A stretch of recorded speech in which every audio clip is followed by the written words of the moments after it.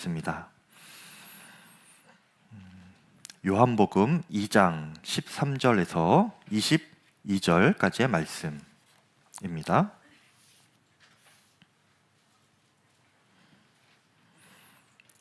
요한복음 2장 13절에서 22절까지 저와 여러분 교독하시겠습니다.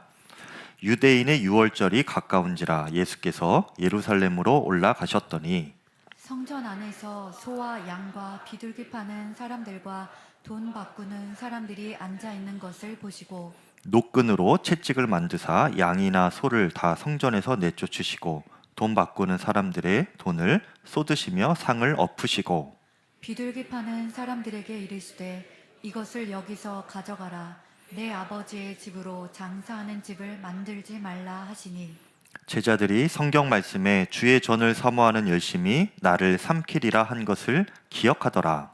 이에 유대인들이 대답하여 예수께 말하기를 내가 이런 일을 행하니 무슨 표적을 우리에게 보이겠느냐. 예수께서 대답하여 이르시되 너희가 이 성전을 헐라 내가 사흘 동안에 일으키리라. 유대인들이 이르되 이 성전은 46년 동안에 지었거늘 내가 3일 동안에 일으키겠느냐 하더라. 그러나 예수는 성전된 자기 육체를 가리켜 말씀하신 것이라. 죽은 자 가운데서 살아나신 후에야 제자들이 이 말씀하신 것을 기억하고 성경과 예수께서 하신 말씀을 믿었더라. 아멘. 하나님의 말씀입니다. 여러분 명절 잘 보내셨죠? 네, 건강한 모습으로 함께 보게 되어서 너무나 감사한 마음입니다. 네, 오늘 말씀은 성전 정화 사건입니다. 유명한 이야기이지요. 특히 오늘 말씀을 전할 때 설교하는 것이 항상 이게 두렵고 떨리는 일이기는 하지만 또 부담이 있는 사역이긴 하지만 설교 중에서 정말 이 설교는 성도님들에게 전하고 싶다. 이런 설교가 있어요. 지난주 설교가 그런 설교였죠. 기적이 일어나고 성도님들의 삶 가운데 하나님께서 일으키시는 큰 역사가 나타나기를 정말 그렇게 축복하면서 이렇게 준비하면서 전하는 것이 너무나 행복한 일입니다. 반면에 오늘 말씀은 사실은 좀 전하기가 부담스러운 그런 마음이 있어요. 좀 진지하고 또 무거운 주제이기도 합니다. 예수님께서 유월절에 이 예루살렘 성전에 올라가셨을 때에 그 성전 뜰을 보니까 이 성전 뜰이 시장통이 되어 버린 거예요. 예수님께서 보시고 분노하시면서 그 장사꾼들과 환전상들의 상을 엎으시면서 내쫓으셨죠. 그러면서 두 마디를 하셨습니다. 내 아버지의 집으로 장사하는 집을 만들지 말라. 그리고 너희가 이 성전을 헐라. 내가 사흘 동안에 일으키리라. 이렇게 말씀을 하셨습니다. 이 유대인들이 듣기에는요, 이 예수님의 말씀은 신성 모독을 하는 그런 말씀이었습니다. 그래서 이 사건은 훗날 예수님께서 십자가형을 나중에 당하시지요. 이 십자가형을 촉발시키는 그런 계기가 되는 사건이 바로 이 성전 정화 사건인 거예요. 그 당시에 현장에 있던 제자들도 예수님께서 그렇게 하시는 모습들을 보면서 예수님의 목숨이 참 위태로울 것 같다. 이렇게 느낄 정도였습니다. 17절에 보니까 제자들이 성경 말씀에 주의 전을 사모하는 열심이 나를 삼키리라 한 것을 기억하더라. 이렇게 말씀하고 있어요. 여기서 삼키리라 하는 이 표현이 죽음을 의미하는 겁니다. 예수님 저러시다가 성경에 예언된 대로 정말 죽으실 수 있겠다. 그렇게 생각을 한 거죠. 그만큼 예수님의 성전 정화 사건, 이 행동이 심각한 상황이었던 것입니다. 예수님께서도요, 자신이 이 일로 인하여서 죽을 수도 있겠구나 하는 것을 왜 모르셨겠습니까? 그런데 그래도 예수님이 하셔야 했어요. 왜 그런가? 그 이유는요, 하나님의 거룩한 집, 이 거룩한 성전이 변질되어 있는 것을 그냥 두고 보실 수가 없는 것입니다. 이것을 바로잡고 싶으신 그 의분이 예수님 안에 있었던 것이죠. 그런데 여러분, 이 사건은요, 2000년 전에 예루살렘 성전이 그랬다더라 하고 우리가 그렇게 가볍게 들을 수 있는 이야기는 아닙니다. 왜냐하면 고린도전서 3장 16절에 보니까 너희는 너희가 하나님의 성전인 것과 하나님의 성령이 너희 안에 계시는 것을 알지 못하느냐 이렇게 말씀하셨어요. 그러니까 저와 여러분이 다 하나님의 성전인 것입니다. 그러니까 오늘 이 성전 정화 사건은 2000년 전의 그 예루살렘 성전의 이야기만이 아니고 오늘 저와 여러분의 이야기이기도 합니다. 그래서 오늘 말씀을 나의 이야기다 이렇게 생각하고 우리 교회 이야기다 생각하고 그렇게 들을 필요가 있는데요. 성전이 어떻게 변질되었는가, 또 예수님께서 어떻게 바로잡으셨는가, 이 두 가지를 한번 살펴보도록 하겠습니다. 당시 유대인들은요, 이제 예루살렘으로 와서 성전에 들어가려면 이 성전세를 내야 했습니다.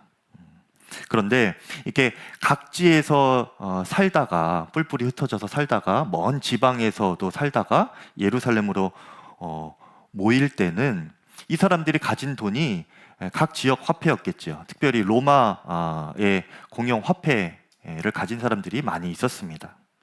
근데 그들이 가진 현금에는 그 화폐에는 로마 황제의 얼굴이 새겨져 있는 거예요. 그런데 이것을 하나님의 성전에 이렇게 내기는 불경스럽다. 거룩한 성전에 사람의 얼굴이 우상처럼 그려진 화폐를 낼 수 없다. 그렇게 해서 성전에서는 받지 않았습니다. 그럼 어떻게 해야 됩니까? 이 화폐를 성전에서 쓰는 화폐로 이렇게 환전을 해야 되죠. 그래서 성전 앞에서는 그 각지에서 사용하던 화폐를 성전에서 쓰는 화폐로 이렇게 환전을 해주는 환전상들이 성전 앞에 있었던 겁니다. 또 예배를 드리기 위해서는 속죄의 제물을 드려야 되죠. 나의 죄를 그 제물, 짐승이나 가축에게 전가하여서 속죄를 받기 위한 그 희생 제물이 필요한데 돈이 많은 사람들은 그 예배 때에 소나 양이나 염소를 이렇게 희생제물로 드렸고요. 또 돈이 좀 부족한 사람들은 비둘기를 이렇게 준비해서 속죄 예배를 드렸습니다. 그런데 또 문제는 무엇이냐? 이들이 각지에 살다가 먼 지방에서 예루살렘으로 모일 때에 이 희생제물로 쓸 가축들, 동물들을 데리고 와야 되는 거예요. 그런데 당시에 교통 상황이나 길이 쉽지 않았겠죠. 나 한 몸 이렇게 예루살렘까지 가는 것도 힘든데 이 가축까지 이렇게 모셔와야 되는 거예요. 왜냐하면 흠 없는 제물만 드려야 됐거든요. 그러니까 그렇게 가축을 모시고 이동하는 것이 너무나 힘든 일이었습니다. 그리고 또 그렇게 모시고 와서 이렇게 드린다 해도 그 중간에 이 가축에게 또 이렇게 흠이 생길 수도 있는 거잖아요. 그래서 많은 경우에 그렇게 가져온 희생 제물들을 성전 앞에 이렇게 드릴 때에 그 검역관들이 잘 받지를 않았습니다. 흠이 있거나 그래서 또 아예 엄두를 못 낸 사람들도 많았지요. 그래서 그 성전 앞에서는 그 성전에서 쓸 희생 제물을 이렇게 판매를 해주었습니다. 그런 장사꾼들이 성전 앞에 이렇게 쭉 있었던 것이죠. 이런 장사꾼들과 또 환전상들은 이렇게 예배를 온전히 들으려고 하는 그 예배자들을 위한 좋은 일을 하는 사람들이었습니다. 유익을 주는 그런 사람들이었죠.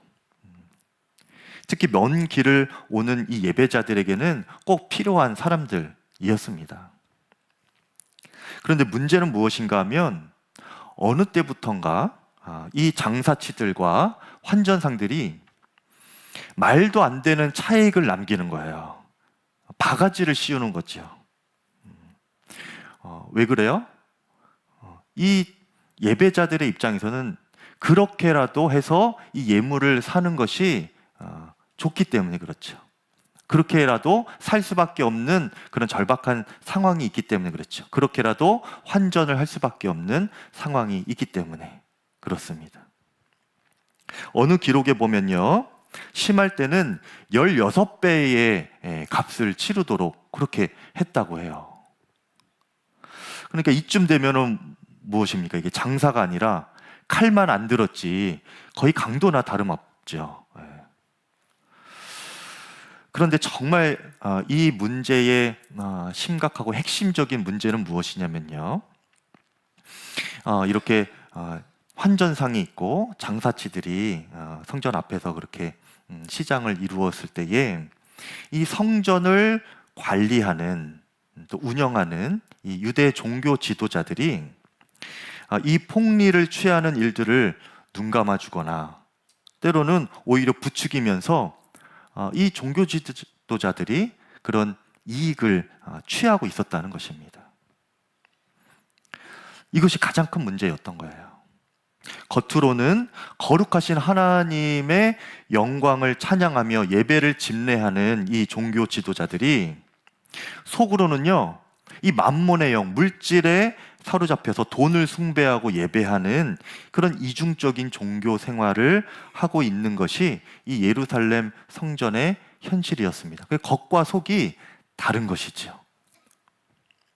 여러분, 이렇게 사람이 변질되면 교회는 자연스럽게 변질이 됩니다.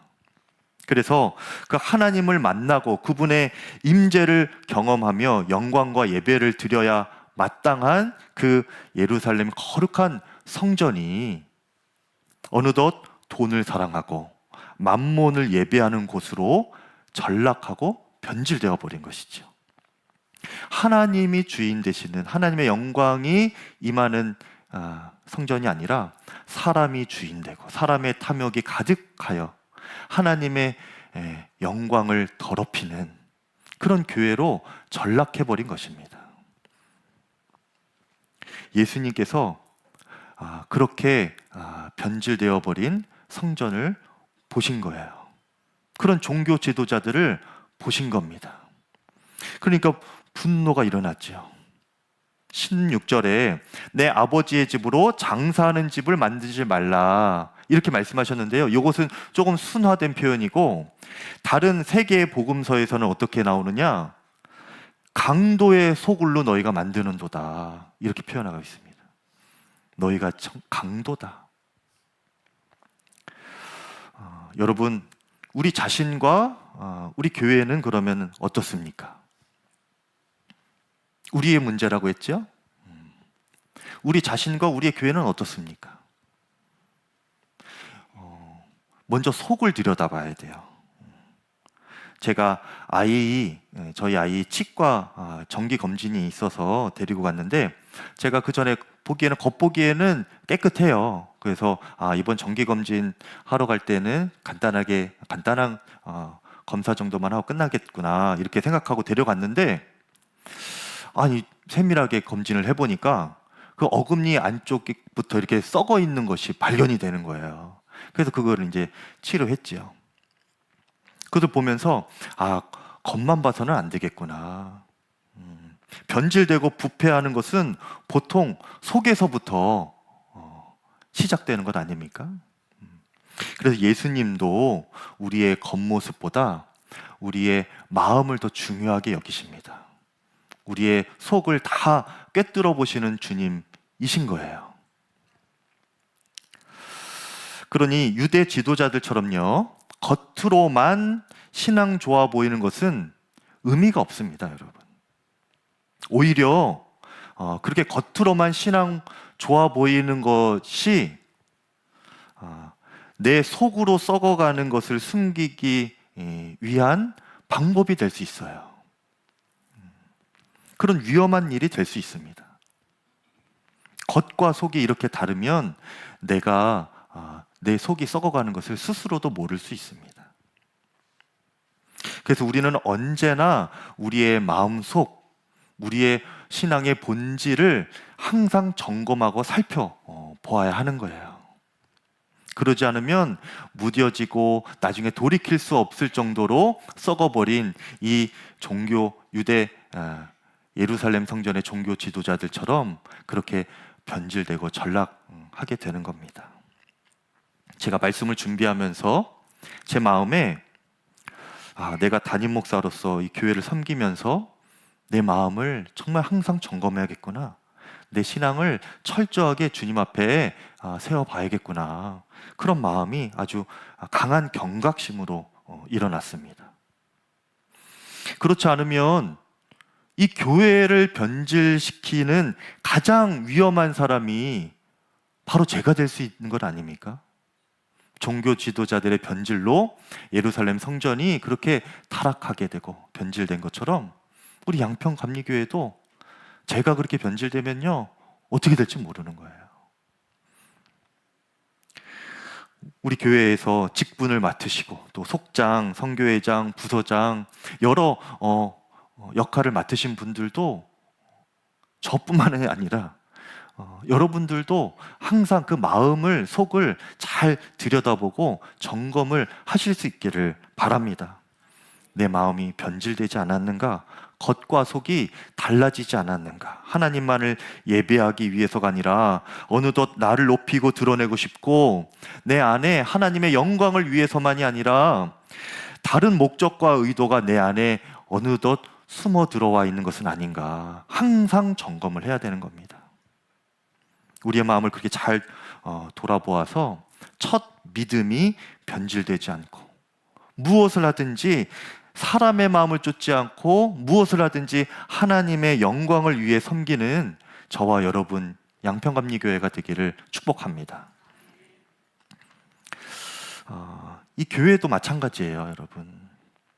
오늘 예루살렘 성전을 보면서 제가 깜짝 놀라는 것은요, 놀라운 것은 그렇게 사람이 주인이 되고 욕망의 장소로 변질되어서 더 이상 주님의 임재가 없게 되어도 그 성전이 잘 운영되고 있었다는 것입니다. 사람이 넘쳐났고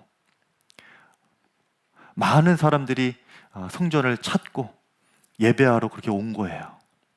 시장이 아주 북적북적 되었죠. 또 그 예루살렘 성전은요 화려했습니다.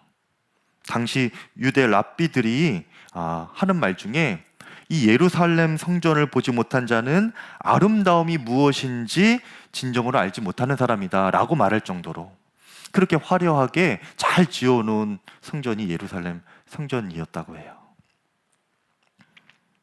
이것을 보면서 너무나 두려운 것은 오늘날의 교회도 그렇게 주님의 임재 없어도 사람이 주인 되어도 얼마든지 화려하고 좋아 보이는 교회로 설 수 있겠다 하는 마음이 드는 겁니다.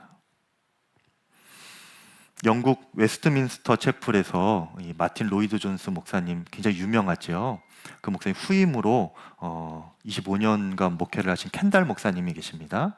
그 목사님께서 정말 좋은 책들을 많이 쓰셨는데 성령을 소멸치 않는 삶이라는 책에 이런 내용이 있어요.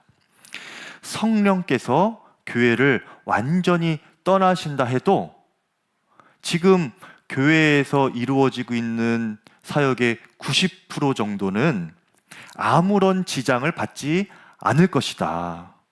그런 내용의 글을 쓰셨습니다. 여러분, 오늘 예루살렘 교회가 그런 교회였던 거예요.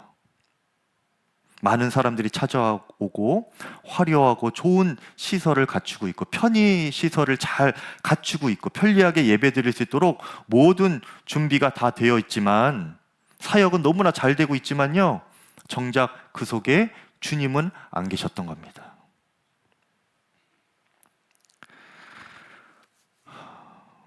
두려운 일인 것이죠. 교회의 외형이 좋고 사역들이 잘 되는 것으로 주님의 임재를 확신할 수는 없는 것입니다, 여러분. 근사한 건물을 가지고 있고 또 열정적인 찬양과 웅장한 성가대가 있고 빠른 성장세로 주목받는 교회가 되었다 할지라도 그 안에 정작 예수님이 안 계신 교회가 오늘날에도 가능할 수 있다라는 거예요. 여러분, 굉장히 두려운 이야기입니다. 우리 교회는 어떻습니까? 예수님이 계신 교회입니까? 안 계신 교회입니까? 네, 감사합니다. 네. 이 예루살렘 성전의 이 변질된 모습이 아주 극명하게 드러나는 부분이 있는데요. 무엇을 보면 알 수 있는가? 오늘 이 예루살렘 성전에서 이 시장이 세워진 장소가 어디인가 하면요, 성전 뜰입니다. 성전 뜰. 그런데 이 성전 뜰, 당시 예루살렘 성전의 성전 뜰은 세 구역이 있었대요. 맨 아래 구역은 이방인의 뜰입니다. 그래서 이방인들도 와서 기도할 수 있는 곳, 그곳이 이방인의 뜰이었어요. 그리고 거기서 조금 이제 올라가면은 여인들의 뜰이라고 그렇게 마련되어 있었대요. 여기에는 이방인들은 못 올라가는 여인들과 유대 남자들 이렇게 갈 수 있는 그런 뜰이었고요. 거기서 조금 더 들어가면 이스라엘의 뜰이 있었습니다. 그것은 이제 유대 남자들만 들어가는 그런 뜰이었어요. 그리고 이제 그 안에 이제 예루살렘 성전이 있었던 것이죠. 이 세 개의 뜰 중에 이방인의 뜰, 여인들의 뜰, 이스라엘의 뜰, 이 세 개의 뜰 중에 이 시장이 섰던 성전 뜰은 어느 부분이었을까요, 여러분? 이 셋 중에 이방인의 뜰이었습니다. 그런데 여러분, 원래 이 이방인의 뜰은 이방인들이 그나마 이 성전에 가장 가까운 곳에 가서 기도할 수 있는 그런 장소였던 거예요. 네. 마음 편히 기도할 수 있는 곳, 또 엄숙한 마음으로 주님 앞에 무릎 꿇고 참회하는 마음으로 회개의 기도를 드리면서 그렇게 죄 사함을 받을 수 있는 그런 은혜의 공간, 은혜의 자리가 바로 이 이방인들에게는 예루살렘 성전 경내에 있는 그 이방인의 뜰이었거든요. 그렇기 때문에 이 예루살렘 성전이 만민이 기도하는 집이 될 수 있었던 것입니다. 유대인들만의 성전이 아니고 만민이 기도하는 그런 하나님의 집일 수 있었던 거예요. 그것이 이 이방인의 뜰이 있었기 때문에 가능한 것입니다. 이방인과 유대인 모두가 하나님께 기도할 수 있는 공간이었던 것이죠.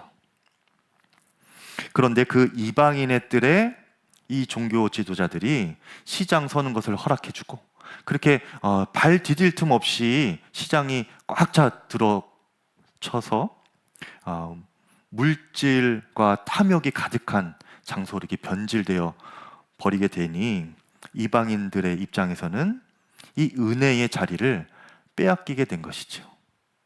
성전 안에 은혜에 배제된 사람들이 생기게 되는 겁니다.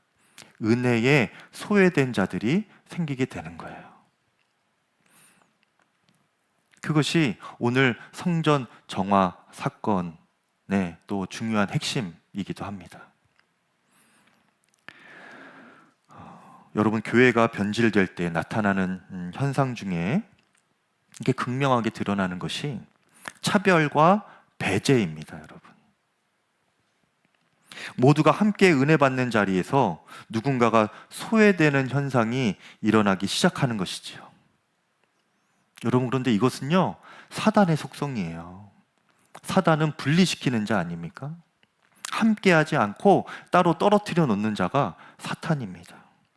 분리하고 배제시키는 일이 교회 안에, 성전 안에 일어나고 있는 것이죠.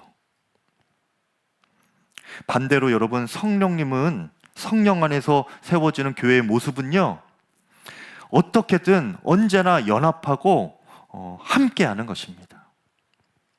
에베소서 2장 22절에 너희도 성령 안에서 하나님이 거하실 처소가 되기 위하여 예수 그리스도 안에서 함께 지어져 가느니라. 예수 그리스도 안에서 함께 지어져 가느니라 말씀하셨습니다. 이 부분을 또 교회에 적용해 보면서 제 마음에 참 무거운 마음이 들었어요. 우리 교회에는, 우리 양평감리교회는 은혜에 소외된 사람이 없는가 하는 마음 때문에, 그리고 더 나아가서 어쩌면 나로 인하여서 은혜에 소외된 사람이 있지는 않을까 하는 마음이 제 안에 들었습니다. 여러분, 왜 없겠습니까? 성도님들이 저를 그래도 불쌍히 여기셔서 직접 말씀 안 하시고 또 참고 넘어가시니까 그런 것이지, 담임 목사로 인하여서 불편하고 또 마음이 어려워지고 시험에 들고 하는 일들이 여러분 왜 없으시겠어요? 은혜가 안 되고 말씀도 안 들리고 그러시는 분이 왜 없겠습니까? 그런 면에서 보면 저도 이 예루살렘 성전의 종교 지도자들과 다른 면이 없겠다 하는 마음이 드는 거예요.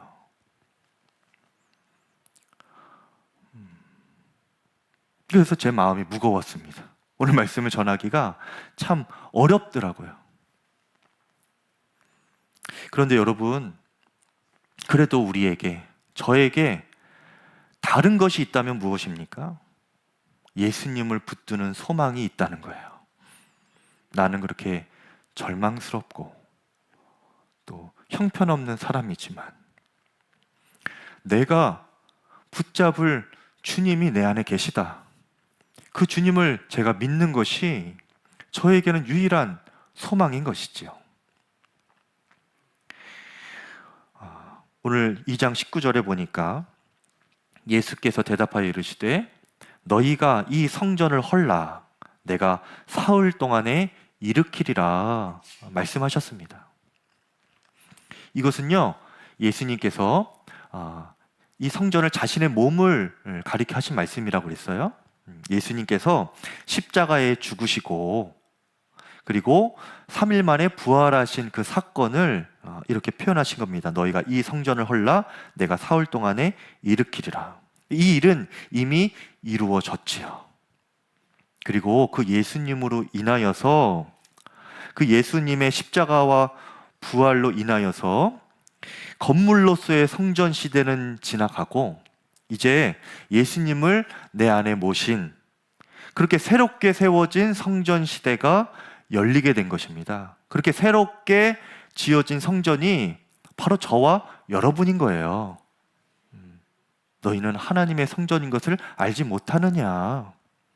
여러분 각 사람이 바로 그렇게 예수님께서 안에 계신 거룩한 하나님의 성전인 것입니다. 그런데 여러분, 문제는 뭐예요? 그렇게 새 성전이 되었음에도 불구하고 이 성전이, 우리 자신이 또다시 변질된다는 것입니다. 내가 주인 되려고 하고 자아가 또다시 살아나고 주님보다 나를 더 드러내려고 하고 물질과 정욕에 또다시 무너지는 것이 우리 아닙니까? 여러분, 예수님 믿고 난 다음에도 여러분 자아대로 살아간 적이 없으세요? 욕심에 끌리고 죄에 무너진 적 없으십니까? 변질된 성전으로 이렇게 살아가고 있는 그런 모습이 또한 우리 가운데 있지 않았습니까? 또다시 무너지는 거예요. 그래서 주님은 우리에게 계속 말씀하시는 거예요. 너희가 이 성전을 헐라 내가 다시 일으키리라. 너희가 그 성전을 헐라 내가 다시 세우리라. 여러분, 지금도 우리에게 말씀하시는 겁니다. 예수님께서 너희가 이 성전을 헐라 하신 것은요, 나의 견고하게 쌓여진 그 자아를 무너뜨리라는 거예요. 나의 자아의 죽음을 주님 앞에 고백하라는 겁니다. 변질된 그 성전을 주님 앞에 다 허무르라는 거예요. 누구도 예외가 없습니다, 여러분. 신앙생활 아무리 길게 하고 오래 하고 수많은 사역을 하고 직분을 받았고 헌신을 했어도 내 안에 시퍼렇게 살아있는 것이 우리의 자아예요. 저도 그 문제에 대해서 제외가 아닙니다, 여러분. 이것을 여러분 우리가 인정하고 주님 앞에 엎드릴 수 있기를 바랍니다. 사도 바울은요, 자신이 한참 주 예수님 만나고 열정적으로 사역할 때에도 자신의 이 자아 충만한 상태를 철저하게 깨닫고 부인하지 않았습니다. 그리고 그것을 인하여 애통하고 아파했어요. 치열한 고민을 하면서 이렇게 고백하지요. 고린도전서 15장 31절에 형제들아, 내가 그리스도 예수 우리 주 안에서 가진 바 너희에 대한 나의 자랑을 두고 단언하노니 나는 날마다 죽노라. 형제들아, 나의 자랑은 내가 예수님 앞에 날마다 죽는 거야. 나는 잘난 것 하나 없고 내가 자랑할 것이 있다면 주님 앞에 철저히 엎드려지는 거다. 나의 자아를 부인하고 자아 충만한 나의 견고한 고집, 이 견고한 성을 내가 날마다 무너뜨리는 것이 나의 자랑입니다. 사도 바울이 그렇게 고백하는 거예요.